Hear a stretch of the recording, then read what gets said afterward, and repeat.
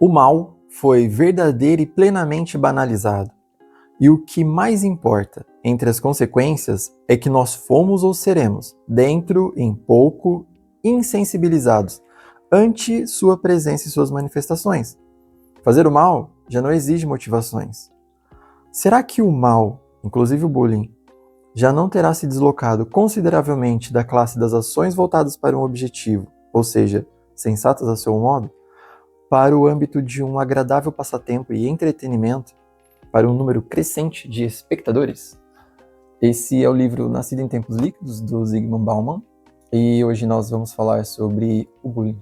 Bom, aqui Bauman vai chamar a nossa atenção para os tempos em que vivemos. É um tempo onde tudo é muito rápido, tudo é muito frágil, onde tudo é muito descartável, assim como os aparelhos, nós trocamos os aparelhos eletrônicos a todo tempo, conforme esses aparelhos eles nos servem. Então, se serve, ok, ficamos com ele. Se não serve, a gente troca, tanto faz. E o Bauman vai chamar a atenção porque isso está acontecendo não só com os aparelhos, mas também com as pessoas. Se você está num relacionamento, essa pessoa não te faz bem, por que continuar nele? Você troca. Se você tem um amigo que, por algum motivo qualquer, apenas um motivo já é o suficiente para fazer com que você já não tenha mais amizade. Eu não digo qualquer relacionamento, tá? Eu digo assim, por exemplo, um casamento, algo mais aprofundado, algo familiar. E é nesse cenário que o bullying também ganha força, principalmente entre os jovens e adolescentes. Então, tanto na sala de aula quanto nas redes sociais. Então, seja bem-vindo, esse é o Cristão em Cena. Eu não vou tentar falar tudo sobre esse assunto aqui, é claro, eu também não tenho essa capacidade toda, mas aquilo que eu puder fazer para que a gente consiga compreender um pouco e tentar dar uma ajuda para que a gente consiga tomar um rumo diferente, a gente vai tentar aqui, ok? Então, se inscreve nesse canal, deixa seu like, compartilha esse vídeo e vamos nessa.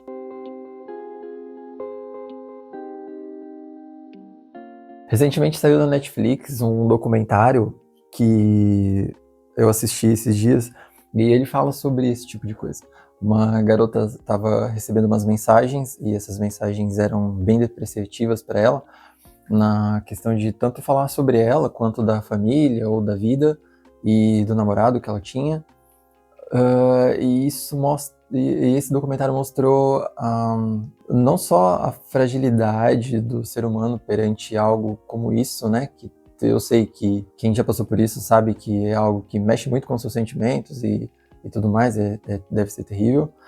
Mas mostrou que as famílias também estão muito fragilizadas e não sabem lidar com nada disso. E nesse documentário a garota começa a receber umas mensagens falando muito mal sobre ela, pedindo para que ela nem existisse, se quisesse as pessoas ajudavam ela a não existir mais, esse tipo de coisa, falando sobre o corpo, sobre o que ela fazia ou deixava de fazer. E e o documentário vai mostrando a família dela sendo desfeita aos poucos, as amizades sendo desfeitas aos poucos. E então eu tentei perceber um pouco mais sobre essas coisas e eu fui conversar com uma professora sobre isso, porque esse documentário se passa também numa escola, né, num período de adolescência, uma garota acho que tinha 12 ou 13 anos. Depois eu coloco o nome aqui embaixo, tá bom? Eu não lembro o nome, é alguma coisa catfishing, um número desconhecido, alguma coisa assim. E essa garota, então, me fez querer saber um pouquinho mais sobre esse assunto, não que eu já não quisesse saber antes, mas eu fui um pouco mais atrás disso. E eu conversei com uma professora, e essa professora me falou algumas coisas, respondeu algumas perguntas, e eu vou colocar aqui para vocês, tá bem? Então, vamos lá. Gostaria de saber a opinião, né, de quem está na escola, e eu vim hoje, então, falar com a professora Vânia Oliveira. Obrigado, Vânia, por nos receber aqui. E a minha primeira pergunta, Vânia, é sobre a sua experiência em sala de aula com o bullying. Você consegue perceber ele e como ele se manifesta entre os alunos? Primeiro de tudo, obrigada. Olá a todos, obrigada por este convite e por também esta oportunidade de podermos falar sobre este assunto que realmente tem vindo a ser falado muito, mas no caso eu acho que é importante falarmos novamente porque os tempos trazem outros desafios e realmente o bullying hoje em dia continua a ser perceptível, mas na minha opinião e na experiência que eu tenho tido, de forma mais subtil.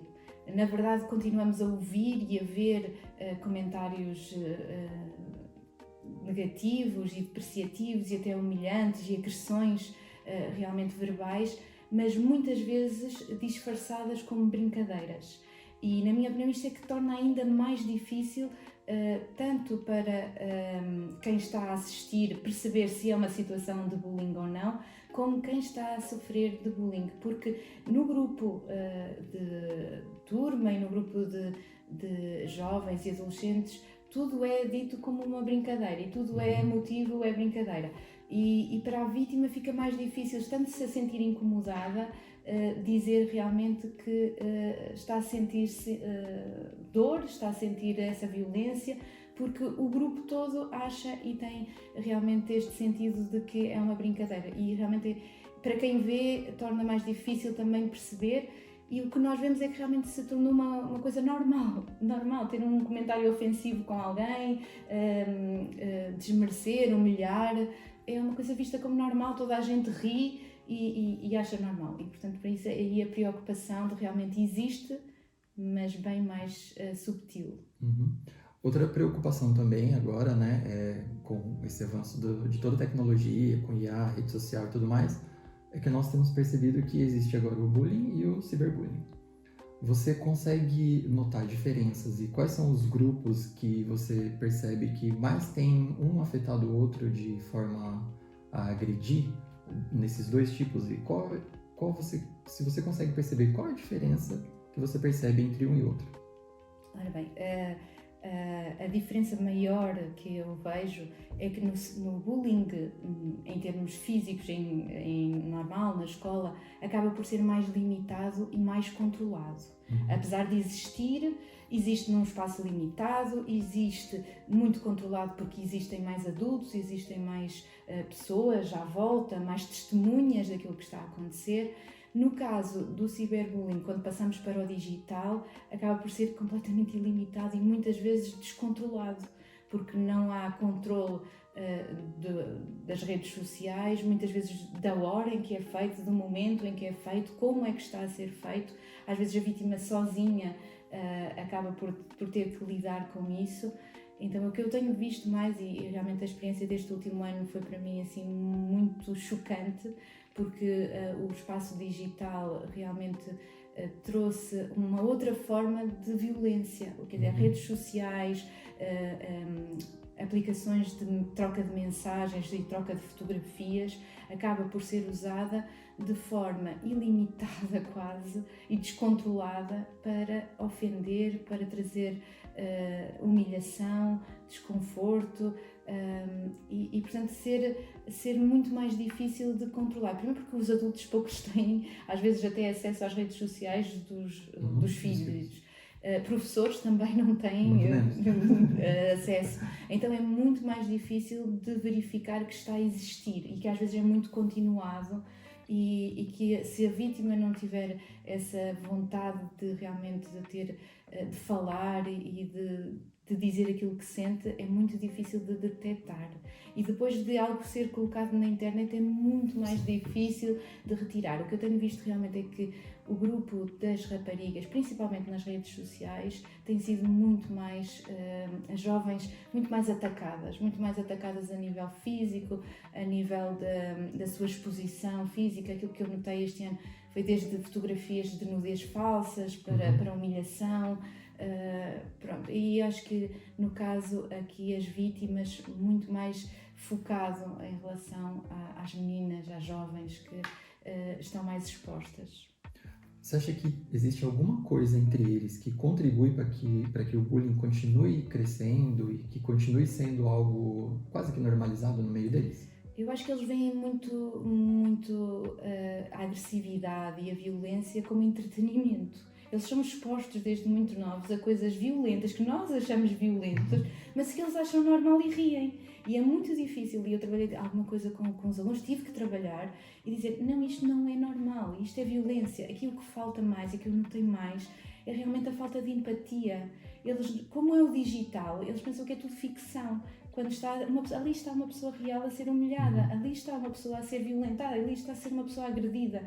E eles, como é no digital, acham que estão a ver um episódio de alguma série, de alguma coisa. Portanto, eles têm muita dificuldade de se colocar no lugar do outro e de ver a violência como uma violência mesmo real. E há uma frase que eu usei muito, que era: hate é digital, a dor é real.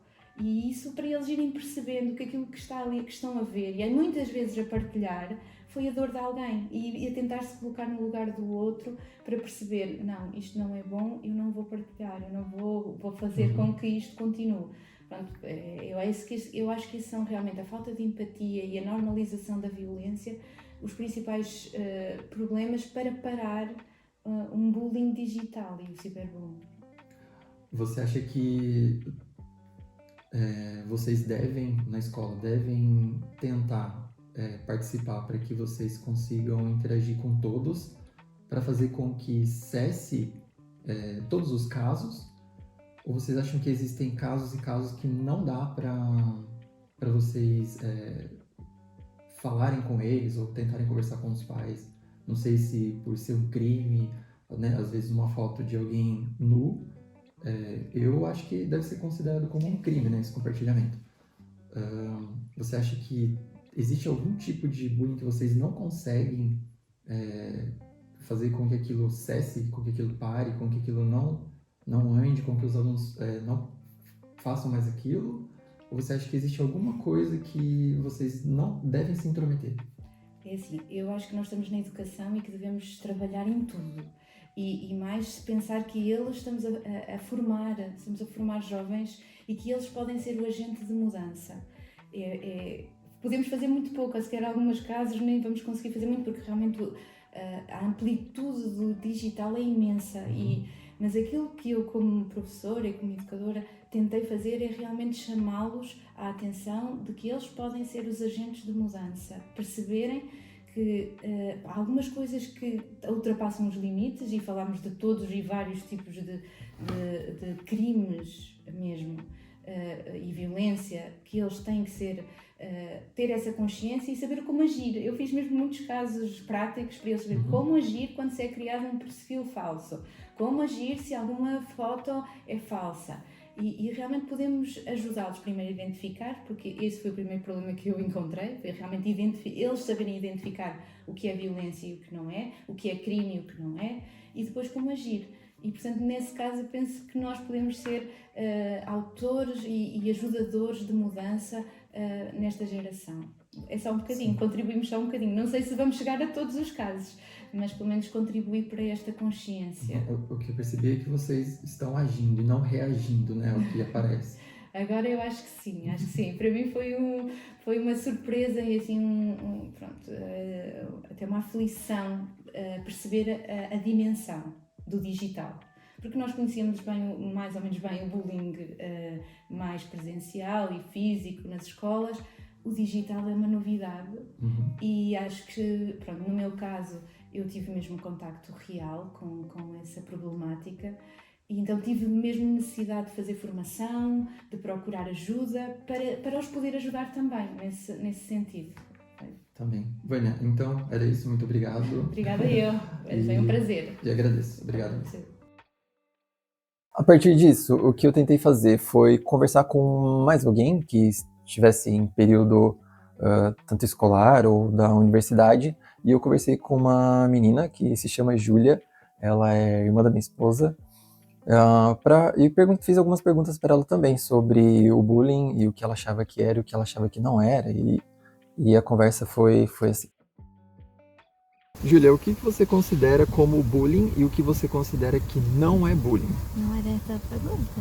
Interessa. O que é que eu considero como bullying? Quando uma pessoa fica ultrapassando o limite dos outros ou falando algumas coisas para deixar as outras pessoas para baixo, para assim tentar se sentir melhor. Ok. Então, o que você não considera como bullying agora? Como, por exemplo, falar algumas verdades ou algumas características que a pessoa possa não gostar, mas é uma característica que é própria dela. Ok. Você já sofreu bullying ou cyberbullying? Eu me lembro, não. Conhece conhece alguém que já sofreu bullying e sofreu com isso e você pode ajudar ou não?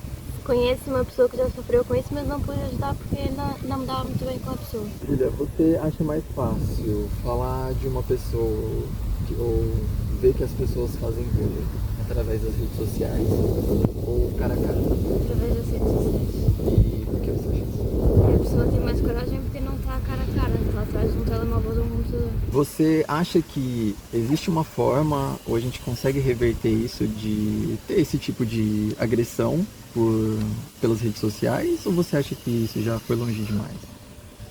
Acho que isso já foi longe demais e cada vez tem a tendência a piorar mais, porque principalmente as crianças e adolescentes de hoje em dia já são muito más, já vêm más e depois têm influências e assim, então acho que já é um bocado complicado reverter isso. E você acha que sua atitude perante a tudo isso, como é que você pode agir para conscientizar as pessoas ou até mesmo tentar diminuir isso quando você vê alguém fazendo algo parecido, um amigo, um comentário na foto de um amigo ou alguma coisa assim? Posso tentar dizer que aquilo não é legal e explicar o porquê, porque aquela outra pessoa pode se sentir mal, pode não ser a intenção de uma pessoa comentar ou fazer bullying, mas pode afetar a pessoa que seria a vítima nesse caso. Muito obrigado. Bom, então o que nós vimos até aqui mostra que o bullying e o cyberbullying não são comportamentos isolados só de adolescentes, ok?